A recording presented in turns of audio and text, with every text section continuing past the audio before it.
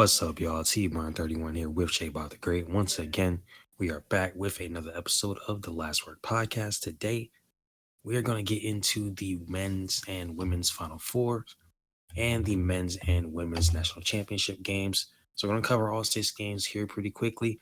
Try to get as in-depth as we can. So let's start with the women. I know this game is probably near and dear to your heart as a, I don't know, 5-year UConn fan maybe. Iowa and UConn, the 1 seed versus 3 seed, big game. Friday night. Caitlin Clark leading Iowa. Obviously, Paige Becker's leading UConn. Really tight game the entire time. Pretty good game, overall. And this is something you mentioned to me a couple of days ago. I didn't get to see this one. I got to watch the first one with South Carolina. The refs were letting things go, for a lot of the game. Not really calling too much there. And then the end of the game, of course, that big controversial call with the illegal moving screen there. Gabby Marshall obviously, played it up a little bit, but it is what it is there. And UConn ends up falling to Iowa just by 2 points with a 71-69 loss. Iowa advances to another national championship where they rematch against South Carolina. We'll get to that in a minute here. But look, everybody was talking about Nika Mule in this one. And her defense on Caitlin Clark, because obviously nobody was shut up about Haley Van Lith after the LSU game. To be fair, with good reason. Maybe Kim Mulkey could have helped her out a little bit earlier on, but in the end, you never really want to blame, and Paige did this too. You never really want to blame a loss on just one single call. And if it's the right call, then it is what it is. But I will say, I feel like you definitely have to just call it the same way all game. So based off of what you've said and what other people have been saying, you can't call it one way all game and then in that spot call it a certain way, especially on such a tight game, literally a one possession game. I mean, seconds left. Like, again, not saying don't call it, but it is unfortunate the game did end that way. And it was such a great game. Maybe could have gone in overtime. Like, a lot could have happened there. But you being a UConn fan, how are you feeling there?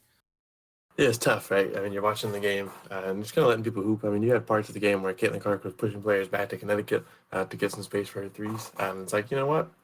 Let them shoot. Let them play. Be a little physical. Have some push-offs. If we're not going to call them, we're not going to call them. Let the basketball be played. I think the interesting thing in this game, and it jumps out immediately too if you were going to look at the box score, and even if you're watching it, slowly start to kind of realize that the coaches just kind of let their starters stay in. And Iowa did this a lot. Most of the college teams do this. But Gina only played one player off the bench. And Lisa Bluter played 3, but they played a collective 7 minutes. With one of them playing 0 minutes. This game was just the starters going at each other the whole game. Straight basketball, not a whole lot of fouls. I mean, with 10 seconds left, both these teams had fouls to give, which is pretty impressive to think about. Depending on how you think about basketball, that's a pretty insane thing to consider. That with that little time left, that those both teams have fouls to give, and so I think that's where it's rough as a UConn fan. Or I'm watching the game, I see the foul get called, and the first thing I'm going to say is no way. I don't want to believe it. And then they play the replay, and I'm like, yeah, that's almost textbook illegal screen. She's not set. She's sliding over. Catching her on the side. Gabby sells it, but I think it's a foul anyway without the sell. The issue is just there's 10 seconds left. We haven't been calling the overly physical parts of the basketball game the whole way through, and so it's why now? That one happens for UConn right after actually Caitlin Clark turns the ball over. Nika Mule hit a big 3, then they get down court and it looks like it's going to be over, and then Clark passes it into traffic. Huskies get it back up the court. It looks like it's going to try to open up something for a shot, and then boom, foul's called. They get the ball to the other side. They foul Clark. She hits a few free throws. And this is pretty over. So rough way to go out. Didn't really. I was a little scared to win anyway because I feel like we would be crushed by South Carolina afterwards, no matter what. But I would have liked to have at least made it through, but a good basketball game. Nika Mule's defense on Clark was big, and Clark still has a good game. Right, she goes 21 points, piles in 7 rebounds and 9 assists to go along with those 20 points. Shoots 7 for 18, not the worst game, or not the best game, not the worst game for sure. Pretty efficient, and Nika Mule definitely helping on those missed shots. But I think the issue in this game is that while Clark starts to have a bit of a struggle game, Gabby Marshall, breaking threes, 1 for 7 on the game. Hannah Stokey said, "Not on my watch." Shot 9 for 12, no threes attempted. Hit her 5 of her 7 free throws, and put in 23 points to actually lead Iowa in scoring. So it was actually kind of a battle of the bigs. Paige Beckers and Aaliyah Edwards tied in points, but Aaliyah Edwards, both of them had 17. Edwards also put in 8 rebounds and 3 assists. Paige had 4 and 3. So big game from Edwards and Stolke, and that's I think is what happens here. Is the Hawkeyes were kind of able to break through the Caitlin Clark has no help narrative, at least for this game, and get her through into the championship. As Clark has a pretty tough defense on her, but Stolke stepped up, made some big things happen in the paint, and they secure a very narrow victory. I thought it was a very good game. Obviously, a little upset about the outcome, but it was a good game all the way through.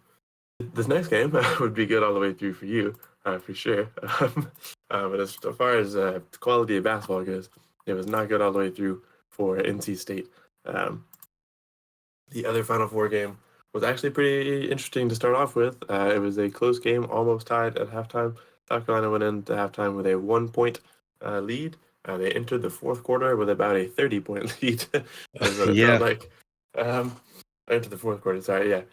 This game was crazy, and I've it's pretty easy to sum up. I think it's that NC State's offense was never really rolling, but their defense kept South Carolina from rolling pretty early on. And so in that first half, NC State was hitting a few shots here and there, but the biggest thing they were doing was keeping South Carolina from hitting a lot of shots. And then we go to halftime. I don't know what Don Staley says to the team. Don't matter. They come back out. NC State offense gets worse, still bad, but worse than it was in the first 2 quarters, as they put up a whopping 6 points in the third quarter. And South Carolina puts up 29, which is almost as much as they put up in the first half period. So the story of this game isn't really that NC State, they fell off entirely in the second half. I don't think that their offense from watching this game was really on in the first half. Their defense was just doing good enough to keep themselves in the game. If that defense would have stayed that scrappy and kept South Carolina from scoring, I think that we would have had an interesting brick battle. I'm not sure that NC State would have come out on top of that, but like we would have had a closer game. Instead, NC State's offense kind of stagnated where they were the whole game, and their defense could not do as much trouble to South Carolina in the third quarter, especially to Camila Cardoso, who started with 12 or all 12 of South Carolina's 12 third quarter points at that time. And eventually other players chipped in. But Camila Cardoso herself went on a 12-0 run against NC State to start the third quarter. They just could not hold that down. Team had a great run. They showed how to be a really successfully kind of scrappy defensive team. I think similarly to the UConn Iowa game, we got to see some pretty good defensive efforts on some pretty big stars. And then the second half happened, and South Carolina locked in 29 points in the third quarter. They do get actually outscored in the fourth quarter. Didn't matter. They win 78-59. Camila Cardoso, 22 points for her, big game. And then Raven Johnson and Tahina Papau pitch in 13 and 10 as well. On the bench has a whole lot of scoring going on, with almost all of the bench players coming in and almost getting 10 points. So 8, 6, 7, and 9 for the players off the bench for South Carolina. Whole team pitched in. NC State could not keep up in the second half. Great run. Came to a quick close in the third quarter of the Final Four game. I mean, I guess you said most of what I could have said, to be honest here. I mean, when you mentioned, it was good for all the way through for me. Like, really, not in the first half. Like, I didn't expect them to come out and kill NC State like they did in the third. In the first half, like I wasn't expecting them to come out and do that, but I was not happy, and probably Don Staley, just like the start of the Iowa game, was probably not too happy with how they were playing. Letting NC State stay in there, making bad decisions, taking bad shots. Like, again, it's not like NC State was like you said, super clamping Carolina or anything, but just overall, they were sticking together with them all the way to the half, and then You mentioned it, like Cardoso. She's a monster. Like did her thing, and NC State could not buy a shot. Couldn't do really much of anything. Got rebounding. We'll talk about this in the next game. Rebounding offensively was actually pretty even for this one, 12-11 for Carolina. That's something, even the past few years, just in general, with all these bigs that they have, Leah Boston the past few years, like offensive rebounding is really what drives them. So I mean, they might miss some shots, they might miss a good bit sometimes, but they get the offensive rebounds, they put it right back. This one they didn't do that, but defensively, I rebounded them 34-21. So rebounds definitely came in big there. So I guess in essence, the offensive rebounding numbers they basically canceled out. So yeah, that I was surprised, like watching it in real time. Like, dang, they really just came back like and killed them. Like I would have never expected that. And again, I expected a much better performance in the first half, but second half, like it wasn't even a discussion. NC State outscored Carolina in the fourth, but like it didn't matter. You said it. 29 points in the third for Carolina, 32 points in the first half. So, I mean, third quarter game was over. There's really not much else to say. Whatever Don Staley probably said, she probably didn't even have to say too much. She probably just looked at them, and they understood. Like, hey, let's get our stuff in check here. Let's get this going. They did third quarter, and they move on to the championship game, which what was it, like 18 million viewers? I think it said. Yeah. A lot. Now again, like I'm not expecting it to be like super consistent. Like maybe when this freshman class of 2020, I think, whenever they come out and they get drafted in a couple weeks, you hope it doesn't like fall off, but maybe it might, because the name recognition, you might have to get some new stars up and coming. Juju Watkins, obviously, some of these Carolina freshmen that they'll be on the way up there, but that was crazy to look at, like 18 million viewers. I mean that's like NBA final level of viewership. Like that's pretty crazy. So hats off to them. This game absolutely did not disappoint. First quarter, once again, Carolina basically came out. They did nothing. Like for the first half of the first quarter, I mean, I was like, "What in the world is going on here?" Like they came out 10-0. I'm just sitting there like, all right, this is foolishness. This is ridiculous. And you mentioned it, like everybody was scoring for Iowa early on in this one. Not the case later on, of course, but early wasn't just Caitlin. It was everybody. Caitlin was making a bunch of shots, though. She had 18 in the first. So just on that initial run, 10-0, you had everybody pretty much chipping in there. And then Caitlin Clark, she starts to take over. Dawn Staley like not calling timeout either, like which is the funny thing. Like she just doesn't. She'll just look at you like, get this together.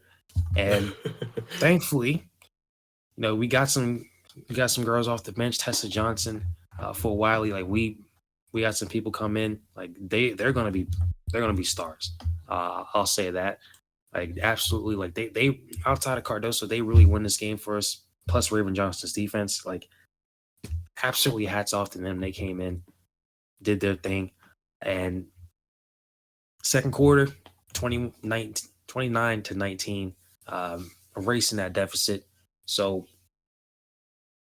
I was not super pleased, after the first half, because again, that first quarter was like, all right, what the heck? Because at any point, that same thing can happen. If Caitlin starts to get hot again, she cooled off. But if she starts to get hot again, the team overall, if they start helping out again, it's easy for them to turn around and lose. But they for the most part, they stayed on them. And I think that's what made me the happiest, just watching the game and everything. And outside of being a Carolina fan, like in general, I hate to see teams like just, outside of the first quarter, like you play such great team basketball in the second quarter. And then all of a sudden, you just forget how to play defense. Like, no, they stayed on them. And I know Caitlin Clark had 30, but I mean, to be fair, who else is really going to chip in like that? Kate Martin, she had 16. Sydney had 12. Hannah had 11. But it was really, Caitlin for a lot of the game. And again, 18 of those 30 were in the first. So they clamped down on defense. We were talking about during the game, and pretty much everybody on Twitter, the discrepancy in the refereeing there was it was something. And not even trying to be biased here, but unless you're an Iowa fan, there's no way you can sit here and act like some of these calls were justified. It definitely balanced out when she got later in the game, and Caitlin Clark and overall Iowa started making more mistakes. But yeah, it was kind of crap, to be honest with you. And I know the final tally there is a lot more even, but Iowa took like 5 personal fouls in the last 5 minutes, so it it really was a little bit more lopsided. But regardless, Carolina, they came out. Yeah, contributions from everybody on the team. Like Cardoso was great, Pow was great, Raven Johnson, shooting wise not amazing, but her defense was absolutely key in the winning this game. I like Full Wiley and Johnson off the bench contributed greatly. Like Johnson off the bench led the team in scoring. I mean, she was 3 for 6 for 3. Like she was great when she came in. And offensively, rebounding, that discrepancy is a lot bigger. Than that last game against Tennessee State, 18 offensive rebounds to 7, and then defensively 33 to 22. So 20 more rebounds, a little bit over 20 more rebounds for Carolina than Iowa. And for me, that like a lot of it's effort, but when you have a girl like Camila Cardoso, as big as she is, like she's just gonna dominate in the paint. Can't really stop her like that. So, passing it back to you, I'm really proud of these girls again. They just won a couple years ago. Um, I see on Barstool Gamecocks, they were out there acting a fool outside in front of outside of the library like yesterday or today, which I can't blame them when they give them an excuse they're going to act a fool. But nice to see all the support and definitely happy for them. But credit to Caitlin Clark, she's definitely had an amazing career, and it is funny to already see teams are moving the schedule around because assuming she's going to go team up with Aaliyah in Indiana, like they're already moving their schedule around for those games, which is just funny. Like that is like some LeBron level stuff right there. So, hey, I'm all for it. Great basketball, regardless if it's men or women. If it's great basketball, I'm watching it. Yeah, she's got a LeBron level impact on the WNBA right now for sure, and she's not there yet. Teams are rescheduling, finding bigger venues, preparing for those big matchups coming. This will be the last time that we cover Caitlin Clark as a Hawkeye, but I'm sure as an Indiana Fever teaming up with former Gamecock Aaliyah Boston, we'll find some time to extend more coverage to Clark and a lot of this draft class in general. With the Gamecocks, this was to talk about the celebration, I'm glad I didn't have to drive through Columbia this past weekend. Would have been a little rough, and that's because the Gamecocks played their hearts out. Unlike the NC State game, only in one of these quarters did they end up not overscoring or outscoring Iowa. And down in the first quarter, they come back, holding on to Iowa for the rest of the game. Close in some of the quarters, but the lead kind of adds up as it goes on, and it gets less close as you go. Free throws for sure, I think, are a big thing to talk about with Iowa. I felt this as a UConn fan. Iowa got a lot more whistle. They get a lot more kind of eyes turned away too from some of their own offensive fouls. They end up with 20 free throws at 16 of them in this game, whereas the Gamecocks have, by the end of the game, 17, of which they had 9. But again, Iowa went on a hate tirade at the end of the game and started personal fouling, trying to play foul ball to catch up, but the lead was way too far gone for that to work. So it kind of just ends up inflating South Carolina's free throw stats and is somewhat of a insane PR move for box score watchers to be like, oh no, the free throws are even. They weren't. If you watch the game, yeah, they were not. It was not even. So congrats to Iowa, I guess, for helping Twitter basketball fans find an alleyway to defend their free throw issues. Either way, though, South Carolina locks in. And I'll say, to speak about aura in this game, I watched the entirety of this basketball game, except for maybe the first few minutes because I forgot it came on at 3 p.m. I thought Raven Johnson had 10 points. So to talk about aura, her defensive presence and the way she helped the basketball game, she did so much. She pitches in a lot outside of points. She has 2 blocks, 4 steals, 3 assists, 5 rebounds, got herself 3 points, shot actually really bad. Shot 1 for 11. Yeah. I thought that she was doing way better watching the game. So props to her for just having such a a big aura about her. But even with shooting 1 for 11, I'm sure Dawn would have liked her to stop doing that. Outside of that, though, she brought in like untouchable, just impact on defense. Did really good on Clark after the first quarter. Again, Clark finishes with 30. That's really good. She had 18 of those 30 in the first quarter. So that's, you can do the math there. Not a whole lot going on in the last 3 quarters. It was pretty locked up. Big steal from Raven Johnson at the end of the half, which led to her big fast break basket. For me, Camila Cardoso was great. She ends up getting, most valuable or most outstanding player, horribly abbreviated term for college basketball. Tessa Johnson was the MVP of this game. 19 points, three for 6 from the 3-point line, 7 for 11 overall. Hits her 2 free throws that she gets. Outside of that, gets 4 rebounds, an assist, a steal. Tessa Johnson was big, hit some really big shots. The energy of Full Wally was insane. Ashlyn Watkins' defense was also really good. Cardoso, of course, was good. Chloe Kitts with a big double-double to come in. And Pow Pow with 14 points. Sort of a true scorer performance. 4 for 7, 3 for 4 from threes, 3 for 4 on her free throws. No rebounds, 2 assists, and a steal. She was just there to shoot, and she handled that.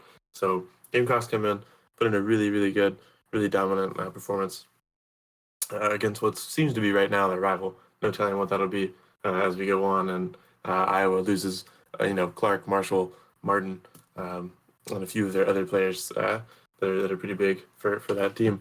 But yeah, again, South Carolina puts in a full team effort to kind of take down Iowa in this one, whereas Iowa gets a big night from Clark that was mostly in the first quarter.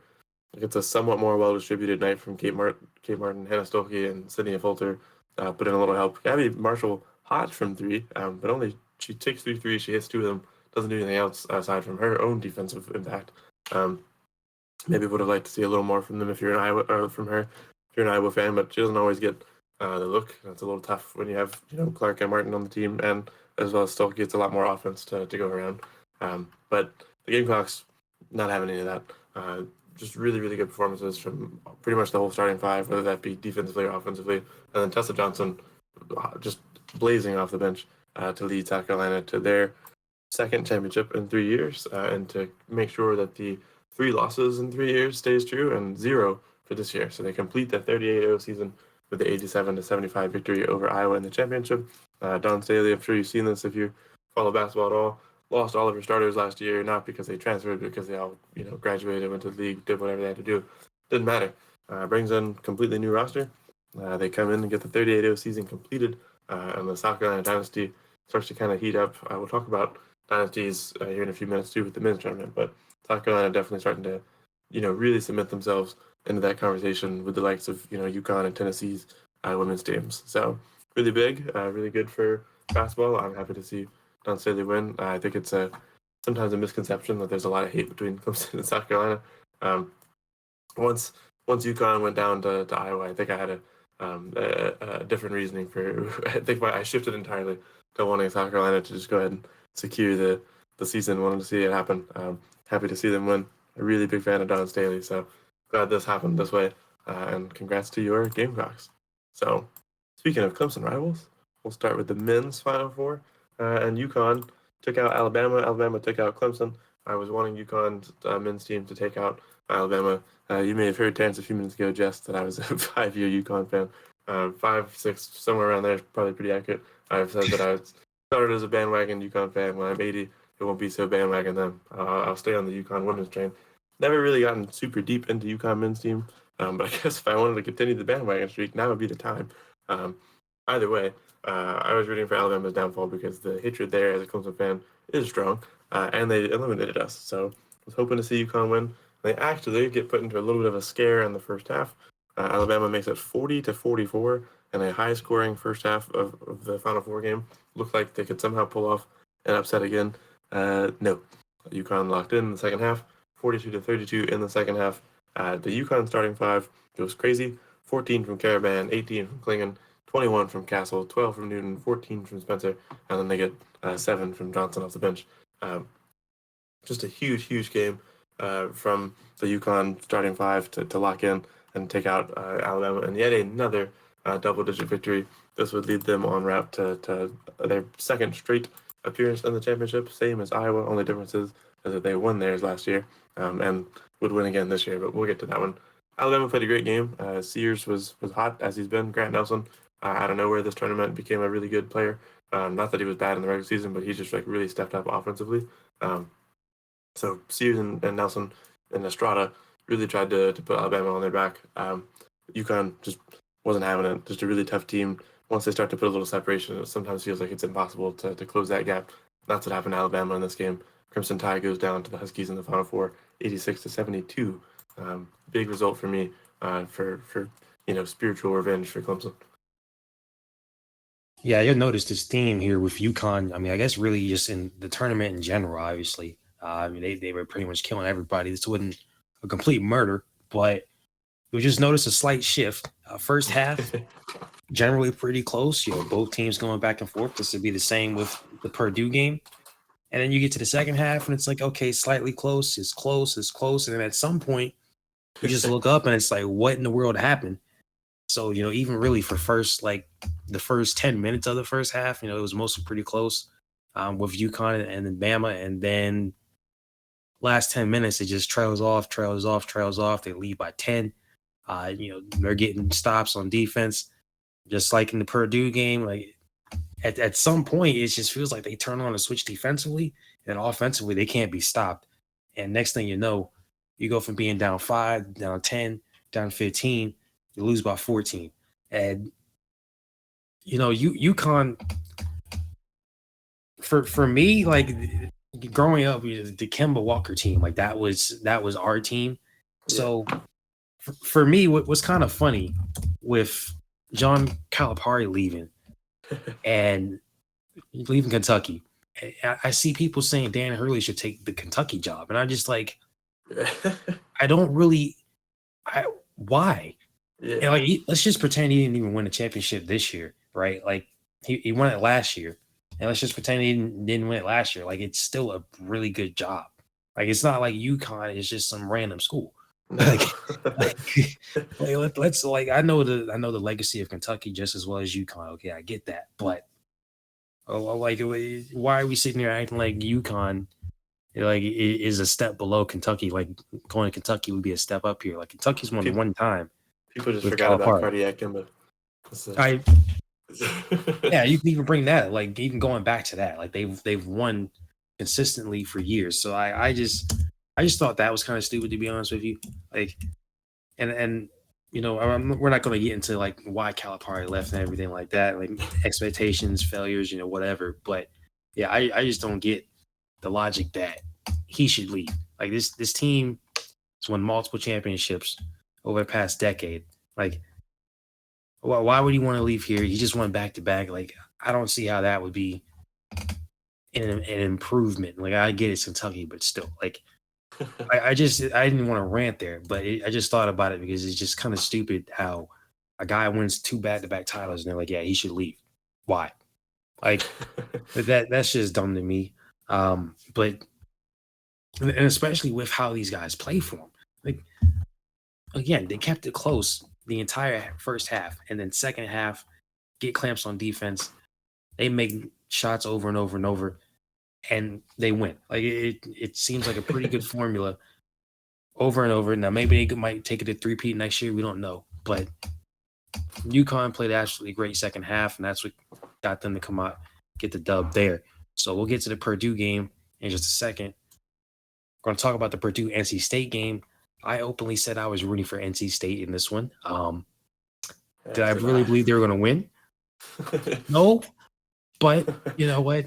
Like my biggest issue was first half for them. Like both the DJs, not the greatest. First part of the game, especially DJ Burns, not the best start early on. Like, and it was very clear, like within those first 10 minutes of the first half, NC State's probably going to lose. Clearly, like there's a level, and I think NC State kind of peaked out with that Duke game. And I think the worst deficit at this point was Zach Edey getting a shot. It took him up 23-13, and that was about right halfway through the first half. And at that point, I said, "Look, unfortunately, I think it's over." And they got up to 27-16. Like 32, like 20, 30, 22. Like at some point, I realized my dream was over. Hats off to NC State for their performance, getting this far. Um, but Zach Edey, leading Purdue, once again, only got 20 points in this game, and that's really all they needed out of him. And only had 2 free throws, so I know I was criticizing him, uh, for not really criticizing him, but just criticizing the way like he was officiated. He got to the free throw line 2 times, didn't miss a shot out of those 2. So Purdue, they pretty much looked like a mostly well-oiled machine against NC State. NC State simply did not. So I'll throw it back to you for those last 2 games. Yeah, this one was rough. I also openly was rooting for NC State. And I mean, like you said, man, it didn't take long for this game to get going and me think like, yep, that's it. It's a little tough. Just not a lot of production from the NC State offense. You get 20 from DJ Horn, and that is not an efficient 20. Shot 8 for 21, but a really rough start. One positive for this game, I think, of both things is that the free throw deficit was actually not super bad.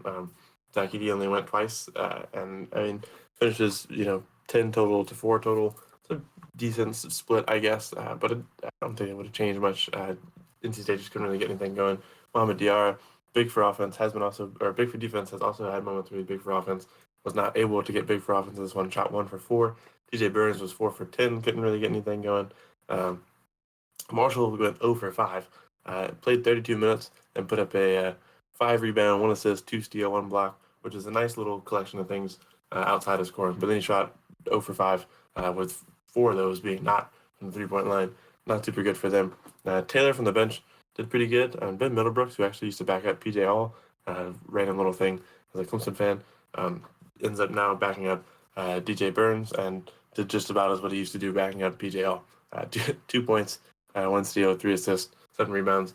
Good piling up with the rest of the stat sheet. But in this game, I think they really needed some other people to step up and help DJ Horn in scoring. And that's what Purdue got. Instead of Zach Edey needing 40 to get through, he was able to put up 20 with just 2 free throws, 9 for 14 from his shot selection. No threes attempted, but that's not a shock. He plays true big man basketball.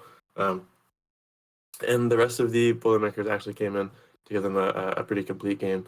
Lawyer puts up 11. Jones gets him 14. They get 8 from Gillis off the bench, 7 from Kaufman.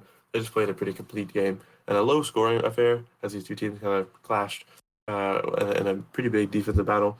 None of them really shot beautifully, but Purdue just put on such a pile on in the first part of the game that I think NC State was not able to get it back together. Loved watching this NC State game, or NC State team throughout the whole tournament. Did not enjoy watching Purdue as much, but this Purdue game, aside from the fact that I was openly rooting for NC State, it was nice to see them play normal basketball. That wasn't the most infuriating thing to sit through. Unfortunately for Purdue, they got a really complete game out of their team against NC State. Did not really get that against UConn, and that would probably be the biggest reason that they end up losing. UConn takes it back-to-back championship, 75-60, close in the first half, but again, it's not close because the Boilermakers are putting on a insane team performance. They're close because Zach Edey kept them close. Just an insane performance. It's 36-30 at halftime. 6-point deficit is not the worst deficit to be in with this UConn team. That feels like a gap that you can maybe fix before it gets too out of hand. Wouldn't happen. For the first little bit of the second half, the Boilermakers would just simply not score points. For a while, they were sitting around 32 points as UConn kind of took off and kept piling it on. And to put this in perspective of just how bad Purdue did with outside of Zach Edey, they had 60 points total. They allowed 75. Zach Edey had 37 of those 60 points. Outside of that, you get 12 from Smith, 4 from Kaufman, 5 from Jones, and then 2 from Hyde off the bench. Everyone else who played meaningful minutes, not the guys who put in 1 minute because they checked in at the end, put up 0 or 4. I said 4 for Kaufman. Whereas UConn starting 5, again, like the Alabama game, came out and with a goal, and that goal was to win. Caravan put up 5. He was good otherwise. 4 assists, 6 rebounds, 2 blocks. Klingon had a pretty tough battle with Edey. He got 11 points, 5 rebounds, and an assist. Got a block as well. but was in foul trouble for a little while. Was having a bit of an issue. Purdue was back in kind of their free throw bag. Zach Edey went to the line 10 times, hit 7 of them. So Klingon had a bit of a tough time. Ended up sitting for a little bit in the later second half and a little bit in the first half to avoid fouling out. But Castle put up 15. Tristan Newton put up 20. Spencer put up 11. And Spencer's defense was also insane. He got a block, 2 steals, got himself 8 rebounds, 6 of those defensive rebounds. Cam Spencer was having himself a night, and they get 9 from DR off the bench. This game, Edey was like the only thing that I could say is positive for Purdue, especially on offense. He's the only guy who did anything offensively, even if that meant he went to the free throw line, 5 times. Outside of that, though, man, he's been an elite rim protector throughout this tournament. I will give him that. And in this game, I mean, if you're gonna, look at the stat sheet, he does get himself 2 blocks. He had 6 defensive rebounds and 4 offensive rebounds, so he's really good at protecting or facilitating for the rim, no matter how the game's going. But in this game, UConn just kind of shifted around him over and over again. They run right at him, jump up in the air, and then extend their arm a little bit, curl that hook shot around, and he would just kind of stare at the ball like, well, damn. And then they would score. And so it was a little rough. I think that he'll probably be drafted and have a decent spot on a team and could hopefully make some moves in the NBA. As much as I don't like to watch this game, I'm not here to predict anybody's career downfall. So I do think he'll be fine. But this is a little rough. I think if you're looking at this guy whose offense is maybe not the most NBA energetic, but at least he's got like a lot of rim protection going on. And you just watch little guys on UConn run straight at him and then just jump around him over and over and over again. Maybe he's tired. Played the whole tournament. I think he rested for like 30 seconds in the last like 3 games. He might have been a little gassed. Not the easiest group of guards to deal with, even if you are 7-4. But really, and I can't fault him too much either, because again, he puts up 37 and Purdue 60 points. But UConn had a really great game plan. I mean, Newton, Castle, and Spencer for sure are the ones just kind of going straight at him. DR as well was getting some big moves, just kind of going at him. And then outside of that, any other Purdue defender that tried to do anything didn't work too well. It just wasn't working. They got kind of lost at the 3-point line a few times. Otherwise, they get shook, and then the all of a sudden the paint would open up. Klingon, had a great game in the paint, 5 for 8, only 1 shot from the 3-point line. You could just feel that UConn was a little bit more of a complete team here. It felt like the South Carolina Iowa game, right? You could argue that Edey is the best player in college men's right now. Same way that you could do that with Caitlin Clark, but there was no doubt in these 2 championship games that South Carolina had the best complete team and UConn had the best complete team. They just were Purdue did not have the capacity to keep up with all the facets of UConn's game, offensively and defensively. And maybe it was because he was gassed, but Zach Edey's kind of disappearance from rim protection really hurt. And all of a sudden, a 36-30 halftime game becomes a 75-60 double-digit win for UConn as they get 10 straight double-digit wins to get back-to-back championships. They now have 6 championships, which puts them in a pretty elite club with only 4 teams to have 6+ championships. Interestingly enough, though, all 6 of UConn's championships are since 1999. So again, not sure why Dan Hurley would want to leave. He could go to an old dynasty and try to keep it going, but he's definitely got a new dynasty in his hands. UConn is 6-0 in championship games, and he's 2 of those right now. And I think that they're a pretty well emerging team. I think they're a good place to attract talent.